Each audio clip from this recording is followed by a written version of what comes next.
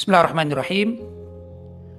Saya merasa bangga menjadi salah satu bagian dari pesantren sistem feodal, yaitu sistem yang konon diterapkan oleh kalangan kerajaan. Itu pun tuduhan feodal tiada lain adalah tuduhan dari orang-orang yang tidak pernah belajar di pesantren, namun membaca dari luar saja. Bagaimana sistem feodal yang dimaksudkan oleh orang-orang non-pesantren? Yaitu seorang kiai atau pengasuh pesantren memperlakukan santri-santrinya sebagai budak. Begitu tuduhan mereka. Tapi saya sebagai salah satu dari bagian itu, saya justru bangga kalau saya dijadikan budak dari guru-guru saya di pesantren. Mengapa demikian? Pertama, saya menolak bahwasanya perbudakan itu selalu buruk di mata orang-orang modern. Sistem di pesantren yang santrinya berkhidmat kepada gurunya, apapun nama khidmatnya atau bentuk khidmatnya, yaitu bekerja untuk pengasuh pesantren atau kiainya tanpa digaji. Ini adalah bentuk khidmat dan penghambaan seorang santri kepada gurunya yang telah mengajari ilmu agama. Saya mempunyai pengalaman, alhamdulillah, tahaddutan bin ni'mah. Ini termasuk dari ucapan lantaran saya mendapatkan nikmat diasuh oleh guru-guru pesantren. Waktu saya mondok atau belajar di pondok di Mekah, yaitu di pesantrennya Abu Yazid Muhammad bin Alwi Al-Maliki Al-Hazani, Makkah Al-Mukarramah, saya bisa memprediksikan bahwa kehidupan saya berkhidmat kepada beliau itu dalam waktu kurun 8 tahun adalah 60%. 60% saya berkhidmat kepada Abu Ya, Sayyid Muhammad bin Alwi Al-Maliki, dan tentunya juga ke pesantren. Ya. Khidmat yang saya jalani, pertama, di awal saya masuk ke pesantren Makkah Al-Mukarramah, waktu itu selama kurang lebih 2 bulan, kemudian saya dipindah ke Madinah Al-Munawwarah. Ya, bisa dikatakan cabang Mekah. Di sana memang Abu Yazid Muhammad Alwi Al-Maliki tidak setiap saat ada di Madinah, tapi beliau seringkali mengunjungi kami para santri baru khususnya yang ada di Madinah. Dan kalau beliau berkunjung ke Madinah, beliau kurang lebih 1-2 minggu menetap di Madinah bersama kami, kemudian beliau kembali ke Mekah. Begitulah dilakukan dalam beberapa kali dan sering. Nah, disitulah pertama kali saya masuk di pesantren yang diasuh oleh Abu Ya. Subhanallah dan alhamdulillah, ini benar-benar menyenangkan hati saya. Saya termasuk orang yang diperintah oleh Abu Yazid Muhammad Al-Maliki berkhidmat, membuatkan atau menyediakan sarapan untuk beliau. Ini utama pekerjaan saya atau aktivitas saya. Tentu selain saya belajar di kelas kepada guru-guru yang ditunjuk oleh Abu Yazid Muhammad Alwi Al-Maliki sebagai wakil beliau yang ada di Madinah. Nah, tatkala Abu Ya ada di Madinah, itu pekerjaan saya rutinan karena diajari oleh senior-senior saya. Pagi menyiapkan sarapan, demikian juga siang kita kadang-kadang diperintahkan untuk bersih-bersih dapur, yang dapur itu ada di pesantren, bukan di keluarga beliau. Kalau keluarga beliau sudah ada sendiri tentu kehidupannya dengan beliau, yang kami para santri tidak bisa mengakses. Tapi Abu Yazid Muhammad Al-Maliki itu lebih senang habis sholat subuh dan zikir, wirid subuh, kemudian beliau sarapan ringan. Nah, sarapan ringan itulah tugas dari sekian banyak santri-santri yang mondok di Abu Ya, dan saya salah satu dari petugas itu. Saya masih ingat bahwa beliau ini paling senang adalah dibuatkan telur setengah matang, entah telur goreng atau telur rebus. Kemudian ada roti ala Mekah, ada juga keju atau jubnah, begitu dan seterusnya. Kemudian beliau biasanya juga minta minum susu yang ada madunya. Begitulah, tentu setiap hari berubah-berubah ya. Tapi ini termasuk salah satu khidmat saya. Nah, saya tidak pernah berpikir apakah saat saya berkhidmat itu ini sistem feodal, tidak pernah. Tapi saya memandang ini jalan untuk mendapatkan berkah dari guru saya Abu Yazid Muhammad bin Alwi Al-Maliki. Ringkas cerita, selama 3 tahun saya di Madinah dengan berbagai macam apa yang saya temui. Alhamdulillah, termasuk kemudahan dari Abuya bagi kami santri untuk ziarah ke makam Nabi Muhammad SAW. Seingat saya waktu itu minimal dalam seminggu itu 2 kali, yaitu hari Senin dan hari Jumat. Ini di masa era saya di Madinah. Kemudian juga saat yang sama di Madinah itu ada guru-guru yang ditugasi dari Indonesia atau senior-senior dari Indonesia, ustadz-ustadz, tapi ada juga dari masyayikh yang diminta oleh Abuya mengajar kami murid Abuya yang ada di Madinah. Kita dulu berada di daerah Babul Awali. Di antara dari guru masyayikh senior yaitu Al-Habib Zain bin Ibrahim bin Smith yang sangat masyhur di kota Madinah zaman sekarang ini. Nah, saya masuk ke kota Madinah lebih dahulu dibandingkan dengan Al-Habib Zain bin Ibrahim bin Smith. Mungkin selisih sekitar setengah tahun. Setelah saya diperintah oleh Abuya ke Madinah atau menetap di Madinah, setengah tahun berikutnya beliau Habib Zain bin Smith datang ke Madinah dan menetap di sana. Kemudian beliau diminta oleh Abuya Sayyid Muhammad bin Alwi Al-Maliki untuk mengajar kami atau datang ke syuqqa atau pesantren kami yang ada di Madinah. Begitulah ada waktu-waktu, kadang pagi, kadang sore, begitu. Dan saya termasuk di antara sekian kawan-kawan yang sering menjemput Habib Zain bin Ibrahim bin Smith. Begitu. Jadi saya belajar kepada beliau selama 3 tahun. Kemudian pindahlah kita ke Pondok Pusat. Alhamdulillah di samping belajar di kelas, saya juga diperintahkan oleh Abuya Sayyid Muhammad bin Alwi Al-Maliki untuk tetap khidmat. Khidmat macam-macam, ya, di antaranya khidmat yang saya jalani adalah sebagai penulis dari Abuya Sayyid Muhammad bin Alwi Al-Maliki.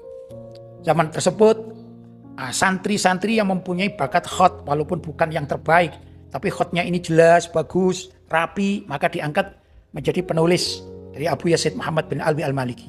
Kalau beliau mempunyai ide-ide untuk menjadikan sebuah karangan, maka para penulis inilah yang akan dipanggil untuk bisa menuliskan apa yang menjadi cetusan beliau dari pemikiran-pemikiran beliau.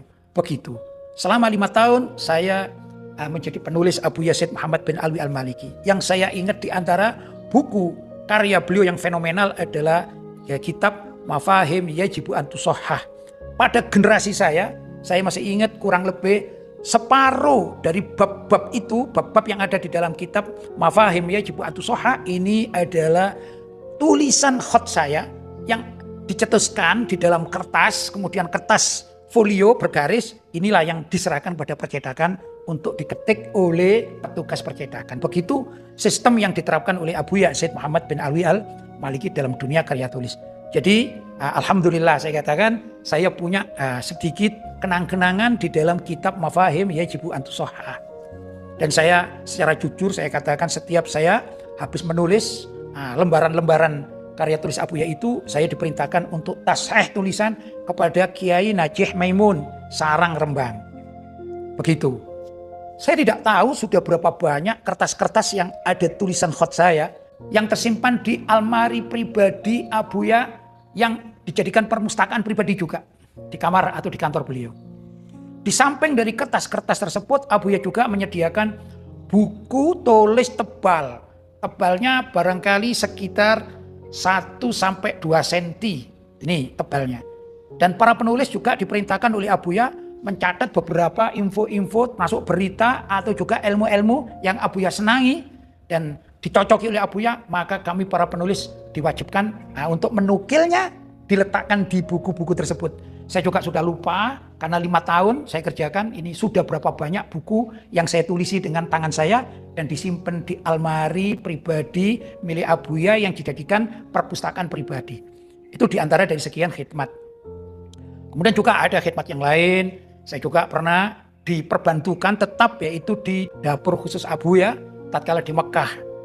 Kemudian saya juga termasuk dari sekian banyak ahli khidmat kepada Abuya, saya juga bagian bersih-bersih kamar atau kantor Abuya. Memang kantor Abuya itu berupa kamar yang di situ ada tempat istirahat Abuya, ada juga meja tulis dan lain sebagainya, ada perpustakaan pribadi begitu. Dan di saat saya berkhidmat itu saya diantaranya diperintah oleh Abuya untuk meletakkan barang-barang penting bahkan yang sekecil apapun ini saya hafalkan. Termasuk misalnya tusuk giginya Abuya, saya sangat hafal tempatnya. Begitu. Dan lain sebagainya yang sekecil-kecil apapun kalau diperintah oleh Abuya saya kerjakan. Begitulah. Tentu saya tidak bisa menjelaskan dalam media ini sedetail-detailnya. Dan saya juga tahu bagaimana koleksi tas-tas Abuya. Ada tas tangan, tas ini dan segala macam saya tahu. Dan saya juga beberapa kali membersihkan tas-tas itu. atas perintah Abuya. Belum lagi barang elektronik. Memang saya bukan ahli dalam dunia elektronik, ini tidak paham. Tapi saya tahu, oh ini letaknya di sini. Kadang juga saya pindah, kadang juga saya bersihkan. Karena atas perintah Abuya. Begitu. Hampir banyak hal saya berkhidmat kepada Abuya Sayyid Muhammad bin Alwi Al-Maliki. Kalau dihitung atas prediksi saya kurang lebih 60% saya di kota Madinah dan kota Mekah untuk berkhidmat kepada Abuya. Selebihnya saya belajar kitab kepada guru-guru dan juga di kelas. Alhamdulillah, termasuk juga kepada Abuya Sayyid Muhammad bin Alwi Al-Maliki Al-Hasani di Qo'a atau Aula. Ada kejadian yang saya masih ingat. Di antara dari khidmat saya itu adalah bagian membuat teh yang disuguhkan kepada para tamu dan santri yang ikut mengaji di Qo'a atau di Aula. Ini pengajiannya setiap hari kurang lebih antara maghrib kalau di Indonesia ini sampai 7:30 malam lah kalau di Indonesia. Atau setelah Isya lebih sedikit dari Isya tersebut. Begitu. Dan saya termasuk dari petugas yang diperintah oleh Abuya membuatkan teh ala Mekah. Ada 2 namanya Syahi Ahdor yaitu teh hijau dan Syahi Aswad yaitu teh hitam. Begitu.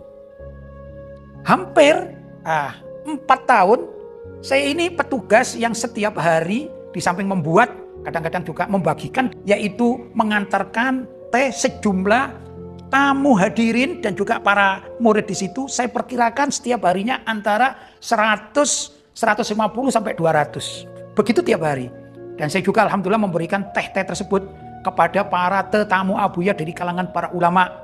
Maka dengan cara saya membungkuk, karena mereka duduknya di lantai atau di karpet, saya membawa teh tersebut tentu dengan sedikit jongkok kepada semua tamu dan kepada semua santri yang mendapatkan jatah teh. Yang teh itu di gelas-gelas kecil ala Mekah, kemudian ditaruh di talam atau bagi, kemudian kita sodorkan kepada semua yang hadir. Begitulah kurang lebih 4 tahun saya melakukan itu karena niat khidmat saya ke dunia pesantren. Alhamdulillah pada saat saya mau pulang, saya izin pulang itu selama 1 tahun saya diperintah oleh Abuya Sayyid Muhammad bin Alwi Al-Maliki untuk belajar membuat kopi kesukaan orang Mekah. Yang kopi itu tidak pakai gula. Kopi tersebut dimulai saya belajar membuatnya, diajari oleh kakak senior. Antara lain kopi ini kopi putih, coffee wet gitu ya. Kopi putih dicampur dengan hel atau kapulaga, dicampur dengan jahe, dicampur dengan za'faron. Itu digodok dengan komposisi yang sudah diajarkan. Pada akhirnya alhamdulillah saya bisa membuat bahkan karya saya dari pembuatan kopi itu seringkali dipuji oleh Abuya Sayyid Muhammad Alwi Al-Maliki. Kenapa? Karena saya diperintahkan untuk membuat khusus kopi milik Abuya. Setelah saya buat, kemudian ini selama 1 tahun saya khidmat kepada Abuya. Beliau mengajar di Qo'a atau di Aula yang dihadiri oleh sekitar 200 orang kanan kiri dari mulai santri maupun tetamu yang datang. Ini bukan di musim haji. Kalau di musim haji itu tetamu datang bisa sampai 500 kadang-kadang. Apalagi kalau ada undangan haflah yang dilaksanakan di pesantren, tentu atas perintah Abuya Sayyid Muhammad Alwi Al-Maliki bisa 1000 jumlahnya yang hadir. Kemudian apa yang diperintahkan kepada saya, di samping saya membuat kopi itu sendiri, kemudian saya diperintahkan untuk melayani Abuya di samping membuat kopi Arabi sekaligus adalah menyuguhkan pada Abuya Sayyid Muhammad bin Alwi Al-Maliki, yaitu dengan gelas yang kecil. Dan Abuya Sayyid Muhammad Al-Maliki itu lebih senang kalau kopinya ini hangat atau panas. Begitu. Apa yang terjadi? Saya diperintahkan duduk di ujung. Jadi kalau saya katakan gambarannya, ya, bagian depan ini adalah para tetamu, para ulama, Abuya di tengah-tengah, kemudian di depan Abuya itu para santri dan juga tetamu yang ikut mengaji yang bukan dari kalangan para ulama. Samping kanan dan kiri ini juga tempat tetamu karena mereka orang tua-tua yang butuh senderan di dinding aula. Saya seringkali bahkan tugas saya justru duduk di paling pojok, ya, kiri paling pojok itu tempat saya. Saya tidak diberi kitab yang dibagikan oleh Abuya kepada para santri, tapi saya justru diperintah untuk menyuguhkan atau berkhidmat kepada Abuya, yaitu memberikan kopi tersebut. Dan Abuya Sayyid Muhammad Alwi Al-Maliki ini selalu melihat saya dan memberikan isyarat kalau kopinya ini sudah habis. Jarak antara duduk saya dengan Abu Yazid Muhammad bin Alwi Al-Maliki saya perkirakan sekitar 20 meter.